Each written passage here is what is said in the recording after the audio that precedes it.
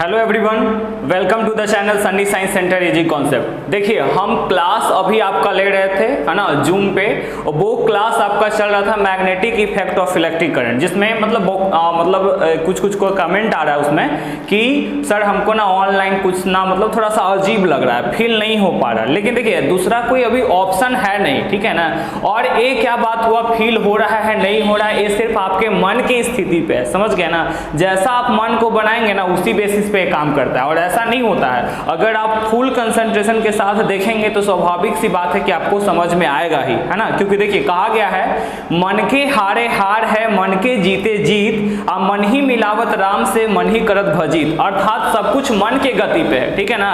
और जब तक आप माइंड को फिक्स नहीं करेंगे ना तब तक कुछ नहीं होने वाला है। अतः है ना, जो भी बात हम बता रहे हैं ना उसको आप ना गहराई से समझें और वीडियो के साथ कंटिन्यू रहे ताकि आपको पूरी बात समझ में आ जाए, ठीक है। तो देखिए सबसे पहले जो मैं बताना चाहूंगा, ये जो चैप्टर है आपका magnetic effect of electric current, ठीक ना। क्लास 10 में इलेक्ट्रिसिटी, फिर ये magnetic effect of electric current, उसके बाद ऑप्टिक्स में 3 चैप्टर है ना पढ़ना होता है।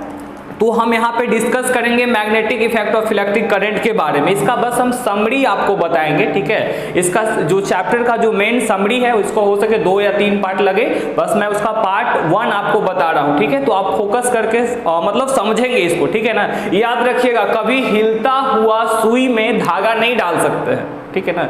हिलता हुआ सुई में कभी हम धागा नहीं डाल सकते। उसके लिए क्या करना होगा, फिक्स करना होगा। आपको माइंड फिक्स करके ही समझना होगा, समझ गए ना। तभी आप क्या होगा, कंसंट्रेशन के साथ अचीव कर पाएंगे। तो देखिए समझते हैं चैप्टर का जो नाम है ना, पहले डेफिनेशन समझिए। ये देखिए कंडक्टर है। कंडक्टर होता क्या है, देखिए कंडक्टर जो होता है, कंडक्टर क्या होता है, those material which allow electricity to pass through them, those material which allow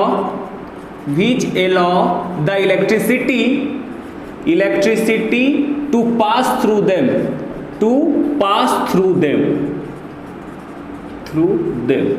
ठीक है। वैसे मटेरियल जिससे इलेक्ट्रिसिटी पास होता है उसको हम क्या कहते हैं, कंडक्टर कहते हैं। तो चैप्टर का नाम है magnetic effect of electric current, ठीक है। तो ये टॉपिक पहले हम समझते हैं। देखिए तो ये मेरे हाथ में एक वायर है जिसको हम कंडक्टर कहते हैं, ठीक है ना।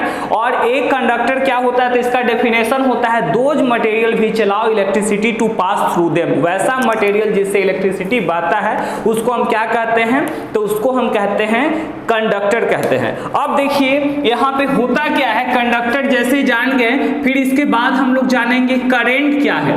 तो करंट में मैंने आपको बताया था, इसको हम आई से रिप्रेजेंट करते हैं, flow of charge per unit time, flow of charge per unit time, ठीक है, पर यूनिट टाइम। इसको हम क्या कहते हैं, करंट कहते हैं। तो यहाँ पे फॉर्मूला जो था I बराबर Q/T, है ना, हम लोग यहाँ पे फाइंड कर चुके थे, ठीक है, इलेक्ट्रिसिटी वाला चैप्टर में देख चुके थे। यहाँ पे देखिए ये जो टॉपिक होता है, जैसे सबसे पहला यहाँ पे सवाल हो सकता है, what do you mean by magnetic effect of electric current, what do you mean by magnetic effect of electric current, magnetic effect of electric current, effect of electric current, ठीक है।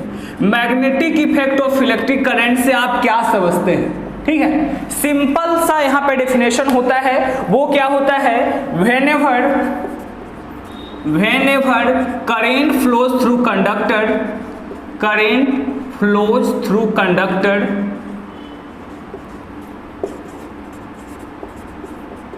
whenever current flows through conductor, then whenever current flows through conductor, then magnetic field is produced around it, magnetic field is produced around it,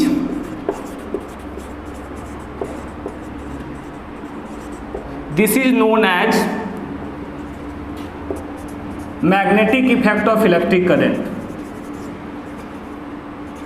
magnetic effect of electric current, ठीक है। देखिए समझेंगे इसको, electric current, क्या कह रहा है, magnetic effect of electric current से आप क्या समझते हैं, इसका डेफिनेशन है whenever current flows through conductor, जब भी कोई कंडक्टर से करंट बहेगा उसके चारों तरफ एक क्षेत्र पैदा होता है, मैग्नेटिक फील्ड पैदा होता है, और इस प्रभाव को हम क्या कहते हैं, magnetic effect of electric current. अब यहां से समझेंगे कि आखिर ये जो मैग्नेटिक फील्ड हो रहा है, तो आखिर यहां पे सबसे पहले समझेंगे मैग्नेट है क्या, ठीक है, व्हाट इज मैग्नेट, ठीक है। तो आपको पता है magnet is an object, magnet is an object जो लेडस्टोन का बना होता है नेचुरली, है ना, और अब तो इसका मतलब अलग अलग फॉर्म है। तो magnet is an object which has capacity to attract, which have capacity to attract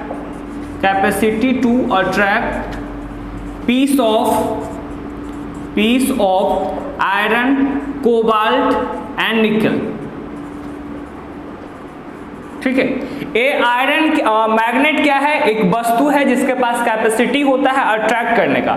ये देखिए इसका जो डिस्कवर किया गया था मैग्नेस के द्वारा, ठीक है ना, जो क्या था, एक शेफर्ड था, है ना, और शेफर्ड था, और एक क्या करता था, जंगल में जब भेड़ चरा रहा था तो इसके हाथ में ना एक मेटल स्टिक था, और वो क्या था, वुडन स्टिक था, लेकिन आगे उसका मेटल कैप था, ठीक है ना, और जहां पे वो बैठा हुआ था ना उसी पे क्या कर रहा था अपना वो मतलब क्या हो गया था, उसका स्टिक सट गया था। वो गांव वाला में जाकर के कहा ना देखिए ना भूत है वहां पे, ठीक है ना। तब जाकर के मैग्नेस नाम का जो साइंटिस्ट था, एक शेफर्ड था, जिसने सर्च किया, खोज किया किसके बारे में, मैग्नेट के बारे में। अब देखिए ये जो मैग्नेट है ना, ये मैग्नेट दो फॉर्म में मतलब एग्जिस्ट है। एक तो हो गया आपका नेचुरली, है ना, नेचुरली तौर तरीका से, और एक हो गया आपका आर्टिफिशियल, ठीक है, आर्टिफिशियल। नेचुरली लेडस्टोन के तौर पे, और आर्टिफिशियल जो होता है ना कॉम्बिनेशन करके बनाया जाता है, ठीक है ना, जो जैसे कि आपका बार मैग्नेट हो गया। अब ये आर्टिफिशियल का दो फॉर्म हो जाता है, एक का नाम सुनेंगे आप परमानेंट मैग्नेट, परमानेंट मैग्नेट, और एक होता है आपका टेम्पोररी मैग्नेट, ठीक है, टेम्पोररी मैग्नेट। ये टेम्पोररी मैग्नेट का दूसरा नाम होता है इलेक्ट्रोमैग्नेट। ये परमानेंट मैग्नेट के अंदर में आपका बार मैग्नेट आ जाता है, ठीक है। तो मैग्नेट एक वस्तु है जिसके पास कैपेसिटी होता है अट्रैक्ट करने का, piece of iron, cobalt and nickel, ठीक है। इसका डिस्कवर कौन किया था, तो मैग्नेस, एक शेफर्ड था, उसने खोज किया था। अब देखेंगे यहाँ पे, जब यहाँ समझ में आ गया कि इसका डेफिनेशन क्या होता है, तो यहीं पे क्वेश्चन एराइज होता है मन में कि आखिर मैग्नेटिक फील्ड है क्या, मैग्नेटिक फील्ड है क्या। तो इसका डेफिनेशन होता है region around a magnet, region around a magnet, around a magnet in which its influence can be experienced is called magnetic field, magnetic field. देखिए समझते हैं इसको, ठीक है ना। किसी चुंबक के चारों तरफ का क्षेत्र जहां उसका प्रभाव देखने को मिलता है, जैसे देखिए ये क्या है, एक हम बार मैग्नेट कंसीडर कर रहे हैं, ठीक है, ये आपका बार मैग्नेट है, ठीक है। यहाँ पे मान लीजिए इसका नॉर्थ पोल, ये हो गया आपका साउथ पोल, ठीक है। तो यहाँ पे क्या करेंगे, जब हम, है ना, जब पीस ऑफ आयरन ले जाएंगे, है ना, आयरन का पीस, तो ये क्या करेगा, यहाँ पे सटाने की कोशिश करेगा। तो कहने का मतलब क्या है, इसके चारों तरफ का क्षेत्र जहाँ पे मैग्नेट का प्रभाव देखने को मिलता है उसको हम क्या कहते हैं, मैग्नेटिक फील्ड कहते हैं। जैसे सपोज दैट कोई फ्लावर है, मान लीजिए हम रोज फ्लावर की बात करते हैं, ठीक है, तो वो अपना स्मेल स्प्रेड करेगा कि नहीं करेगा, तो उसका जो स्मेल स्प्रेड होगा एक पार्टिकुलर रीजन तक होगा। अब ऐसा तो नहीं है ना कि मान लीजिए कि पटना कोई फ्लावर है, मसौरी, उसका स्मेल आएगा, ऐसा हो सकता है क्या, बताइए, ठीक है। तो कहने का सेंस का एक रीजन, पार्टिकुलर रीजन में ही उसका इन्फ्लुएंस, उसका प्रभाव देखने को मिलेगा, ठीक है। तो वह बता रहा है मैग्नेटिक फील्ड क्या है, तो region around a magnet in which its influence can be experienced is called magnetic field. Magnet के चारों तरफ का क्षेत्र जहां उसका प्रभाव देखने को मिलता है उसको हम क्या क्या कहते हैं, मैग्नेटिक फील्ड कहते हैं। इसका डेफिनेशन समझ में आया? Whenever current flows through conductor, जब भी कोई कंडक्टर से करंट बहेगा उसके चारों तरफ एक क्षेत्र पैदा होता है और उस इफेक्ट को, इस प्रभाव को हम magnetic effect of electric current कहते हैं। इसके बाद हम जानेंगे properties of magnet. Properties of magnet, properties of magnet, magnet का क्या क्या प्रॉपर्टी है। तो देखिए सबसे पहला क्या बताता है, अगर कोई भी मैग्नेट है तो every magnet has two poles, ठीक है, every magnet has two poles. जितना भी जो मैग्नेट है उसके पास दो पोल्स होते हैं, ठीक है ना, that is north pole and south pole, समझ रहे हैं। इसके बाद देखिए like poles repel each other, ना। like poles कहने का मतलब एक जैसा जो रहेगा, जैसे north and north, south and south, तो वो एक दूसरे में रिपल्सन होगा। unlike pole attract each other, unlike poles attract each other,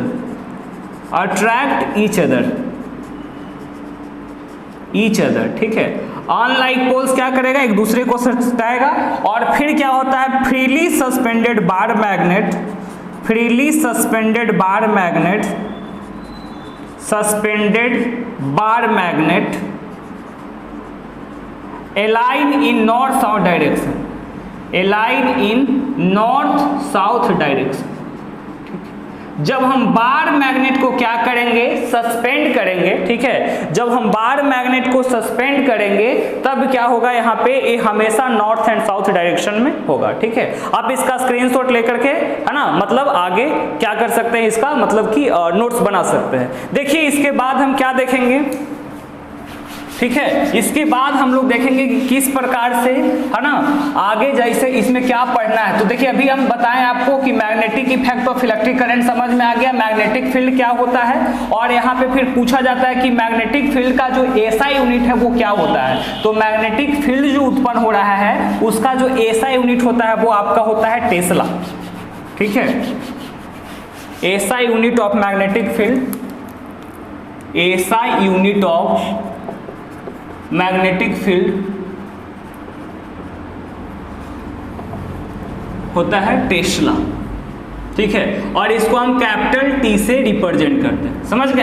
SI unit जो होता है मैग्नेटिक फील्ड का वो टेस्ला होता है और इसको हम कैपिटल टी से रिप्रेजेंट करते हैं। इसके बाद देखेंगे, है ना, जब हम यहाँ पे पढ़ रहे थे तो सबसे पहले जो मैग्नेटिक फील्ड का, है ना, मैग्नेटिक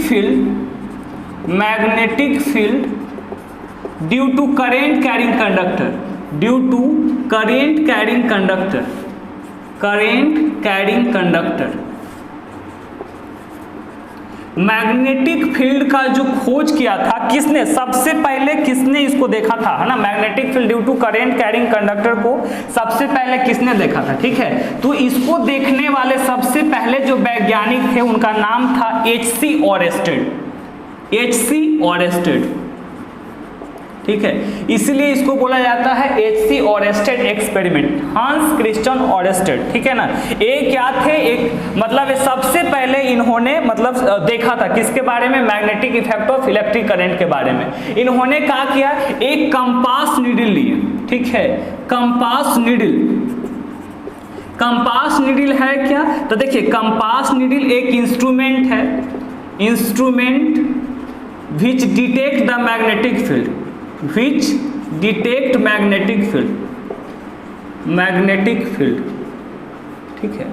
एक इंस्ट्रूमेंट है जो क्या करता है, मैग्नेटिक फील्ड को डिटेक्ट करता है, पहचानता है।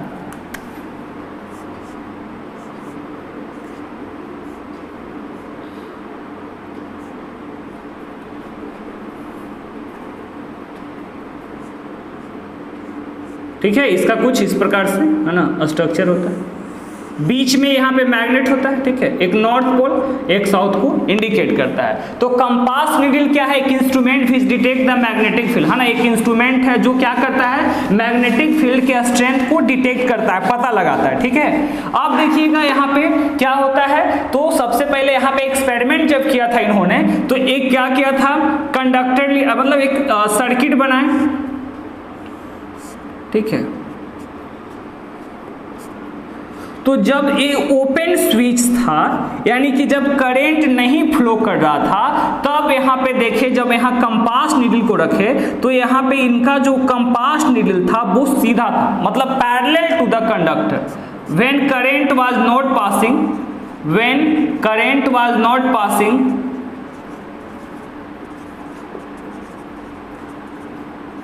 जब करंट नहीं बह रहा था, compass needle was parallel, compass needle was parallel, ठीक है, कंपास नीडल जो था ये पैरेलल था कंडक्टर के, ठीक है। लेकिन जैसे ही करंट पास करना शुरू कर दिए, है ना, जैसे ही सर्किट से करंट पास करना शुरू कर दिए थे, उसके बाद क्या हो गया था, ये जो कंपास नीडल है ना, इसमें डिफ्लेक्शन आ गया था, है ना, यानी deflection awkward, deflection occurs when current started to flow, current started to flow,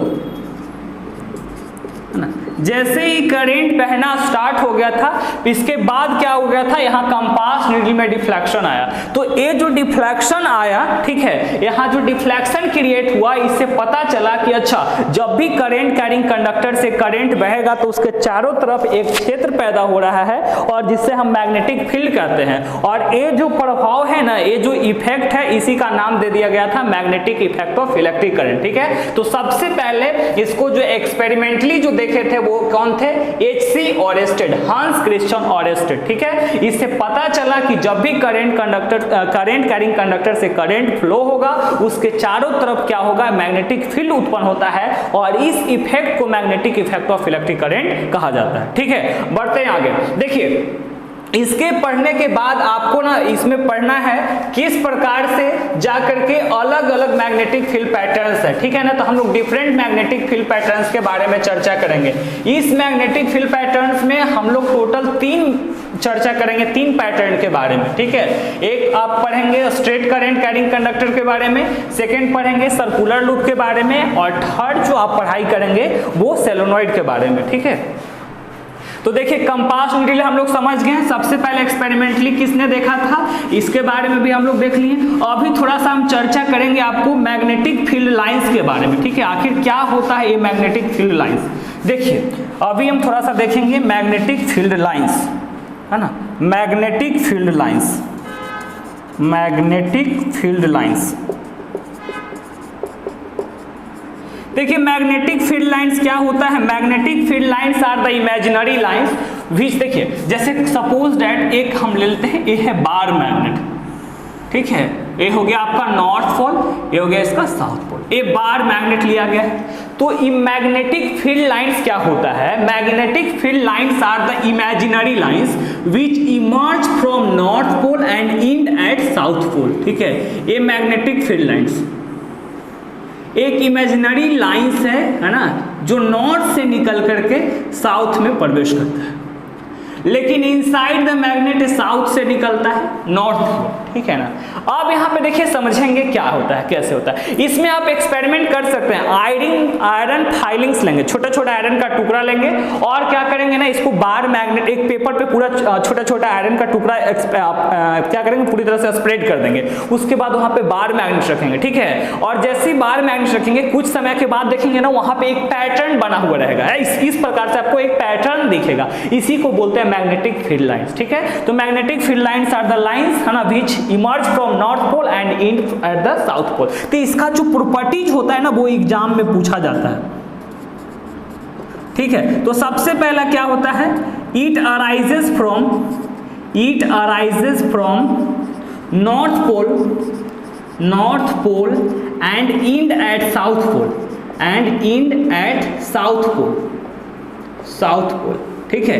ये नॉर्थ से निकल के साउथ में प्रवेश करता है, लेकिन हाँ, कहां से, ये आउटसाइड द मैग्नेट, आउटसाइड, बाहर में। लेकिन अंदर में क्या होता है, it arises from south to north,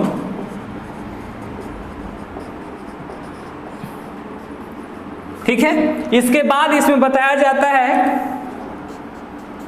they never intersect each other, they never intersect each other, each other, है ना। ये जो मैग्नेटिक फील्ड लाइंस है ना, ये एक दूसरे को कभी नहीं कट करेगा। क्यों कट नहीं करेगा? Because if they cut two north direction will form,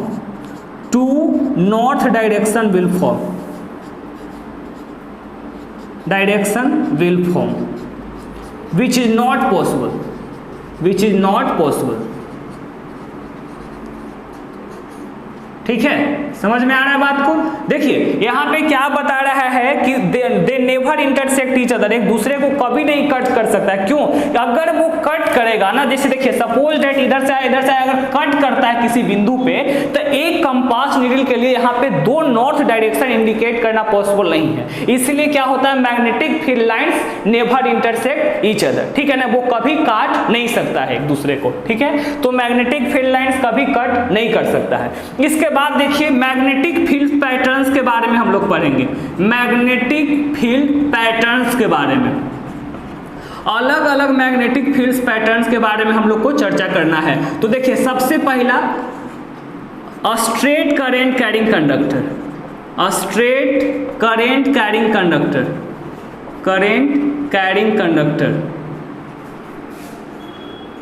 ठीक है।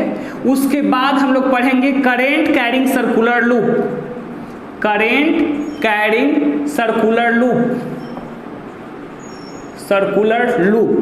और थर्ड हम चर्चा करेंगे करेंट कैरिंग सोलेनॉइड, ठीक है। तीन चीज के बारे में हम लोग चर्चा करेंगे, ठीक है। नोट्स के लिए आप स्क्रीनशॉट ले सकते हैं, ठीक है।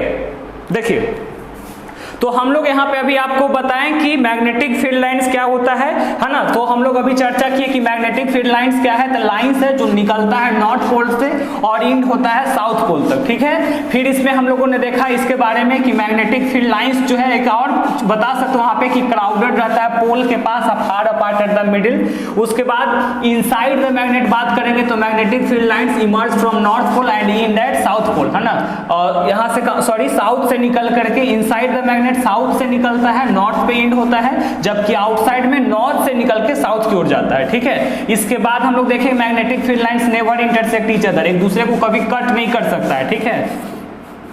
क्यों नहीं कट कर सकता ये भी बताएं, क्योंकि कट जब करेगा तो दो डायरेक्शन बनेगा, जो कि कभी पॉसिबल नहीं है to represent the two direction, ठीक है ना। इसलिए ये मतलब क्या होगा यहाँ पे, magnetic field lines never intersect each other. अब देखिए हम लोग चर्चा करेंगे मैग्नेटिक फील्ड पैटर्न्स के बारे में, ठीक है। अलग अलग मैग्नेटिक फील्ड पैटर्न के बारे में हम लोग देखेंगे। तो सबसे पहले यहाँ पे देखना है ना, करेंट कैरिंग, जो यहाँ पे जो करेंट कैरिंग हो रहा है उसमें किसमें, तो स्ट्रेट करेंट कैरिंग कंडक्टर में देखेंगे सीधा वायर में किस प्रकार से करंट कैरी होता है। देखिए इसमें क्या करना है आपको, एक कार्डबोर्ड ले लेंगे, ठीक है, और इसे करंट पास करवाते हैं।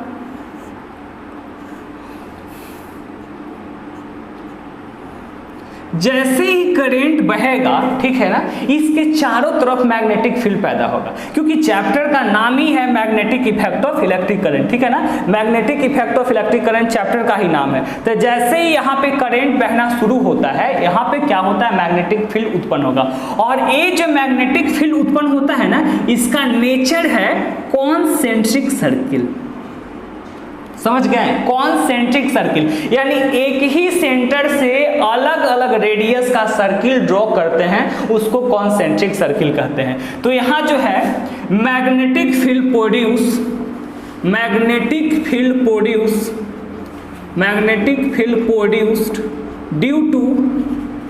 Due to a straight current carrying conductor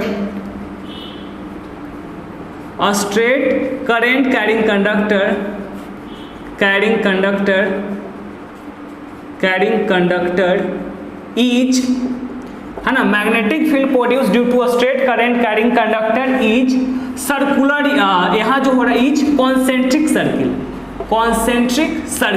है ना। यहाँ जो मैग्नेटिक फील्ड जो उत्पन्न हो रहा है वो कैसा हो रहा है, तो कॉन्सेंट्रिक सर्किल। समझ में आ रहा है कॉन्सेंट्रिक सर्किल क्या बताएं अभी। देखिए जैसे एक ही सेंटर है, ठीक है ना, एक ही सेंटर है, लेकिन अलग अलग अगर रेडियस का सर्किल जो हम ड्रॉ करते हैं ना, इसको हम क्या करते हैं, कॉन्सेंट्रिक सर्किल करते हैं, ठीक है ना। ये क्या रिप्रेजेंट कर रहा है, कॉन्सेंट्रिक सर्किल, कॉन्सेंट्रिक सर्किल।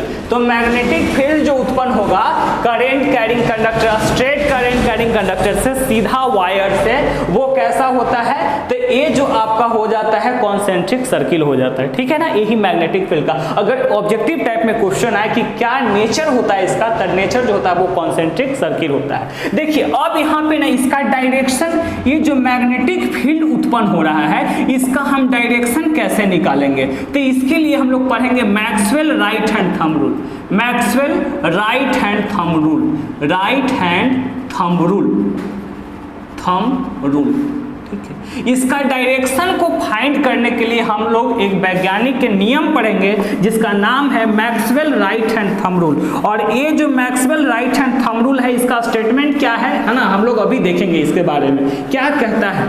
तो देखिए कहता है व्हेन we hold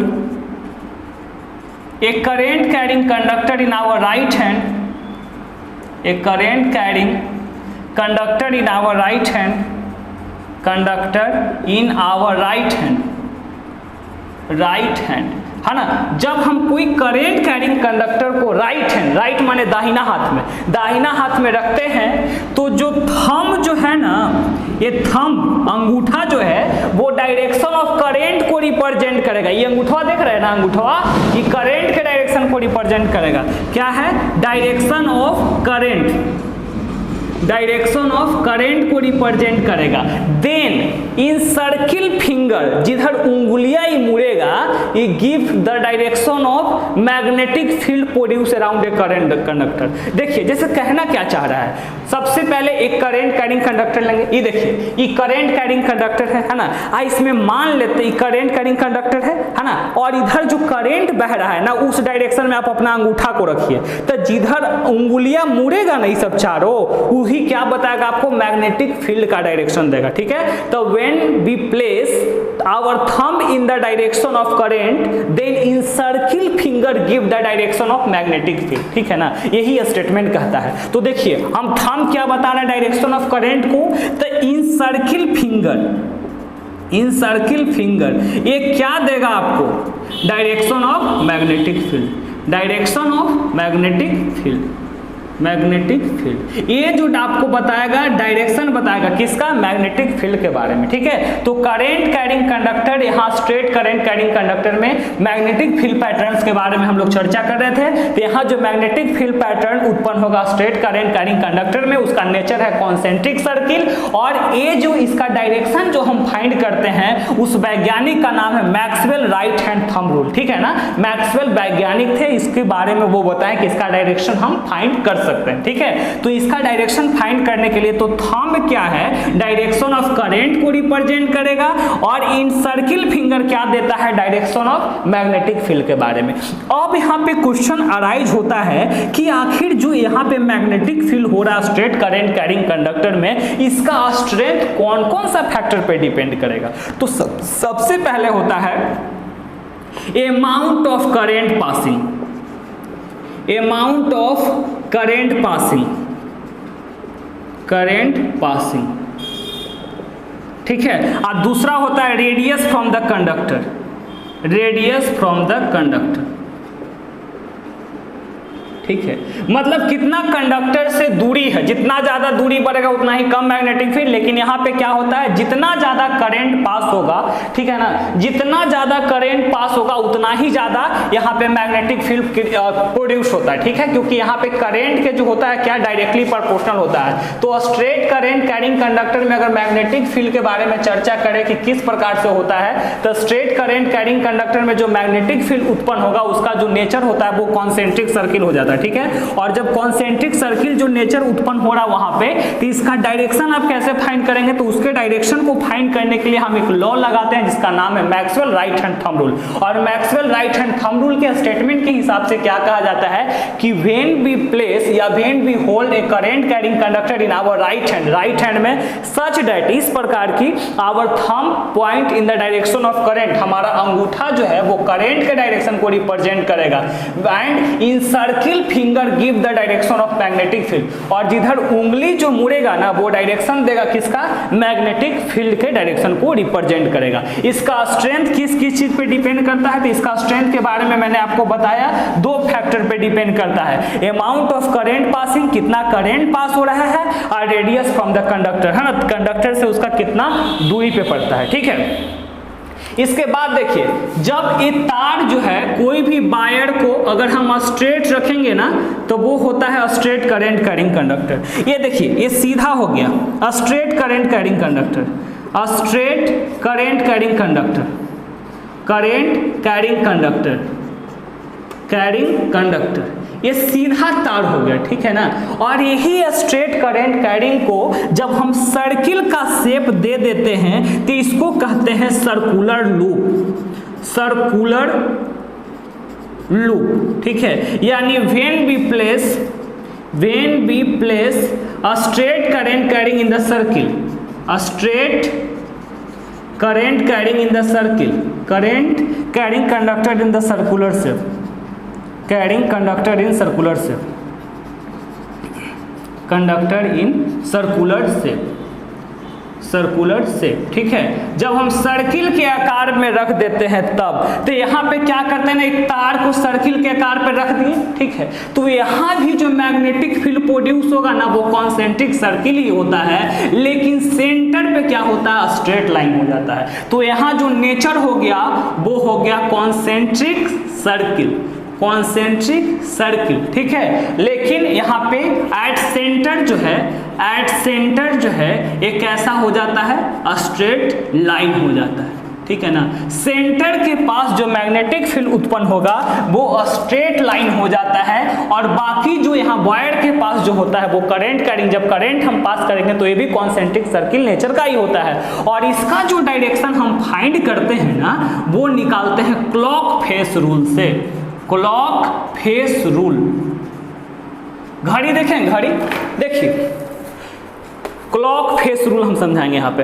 देखिए ये जो घड़ी का जो डायरेक्शन है ना, घड़ी का जो डायरेक्शन है, तो घड़ी का जो सुई का जो डायरेक्शन होता है ना उसको हम बोलते हैं क्लॉकवाइज, ठीक है ना। और एक घड़ी के सुई के जो विपरीत चलता है ना उसको हम एंटी क्लॉक कहते हैं, ठीक है। तो यहाँ पे देखिए घड़ी के बारे में हम बता रहे हैं ना, तो यहाँ पे दो तरह के मोशन के बारे में चर्चा करेंगे, एक क्लॉकवाइज, एक एंटी क्लॉकवाइज के बारे में। तो देखिए क्लॉकवाइज का मतलब क्या होता है, जब घड़ी के डायरेक्शन में है ना, माने कि घड़ी का जो नीडल जिधर मूवमेंट कर रहा है उस डायरेक्शन में होता है, तो याद रखिए यहाँ जो क्लॉक फेस रूल लगाते हैं, और क्लॉक फेस रूल के हिसाब से क्या कहता है कि यदि घड़ी मतलब करंट का डायरेक्शन अगर क्लॉकवाइज है तो वो साउथ पोल को इंडिकेट करेगा, है ना। और अगर घड़ी के जो करंट का डायरेक्शन है वो एंटी क्लॉकवाइज है तो ये नॉर्थ पोल को इंडिकेट करता है, ठीक है। तो एक क्लॉक फेस रूल जो है एकदम सिंपल स्टेटमेंट में मैंने आपको बताना चाह रहे हैं कि क्लॉकवाइज जो डायरेक्शन रहेगा करंट का तो वो साउथ पोल को इंडिकेट करेगा,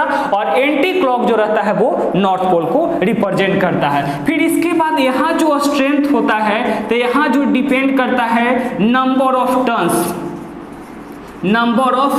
कितना ज्यादा टर्न्स है ना। मान लीजिए कि यहाँ पे एक बार जो सर्कुलर लूप है तो 5 टेस्ला मैग्नेटिक फील्ड प्रोड्यूस हो रहा है, तो 10 बार इसी प्रकार से अगर कंबाइन किया हुआ रहता है, 10 गो सर्कुलर लूप बनाएंगे तो कितना मैग्नेटिक फील्ड होगा, है ना। तो यहाँ पे एडसअप हो जाता है, जुड़ता चला जाता है, तो एक बार में 5 तो 10 बार में कितना था, 10 × 50 टेस्ला मैग्नेटिक फील्ड प्रोड्यूस होगा, ठीक है। तो यहाँ पे देखिए नंबर ऑफ टर्न्स पे डिपेंड करता है, और फिर है अमाउंट ऑफ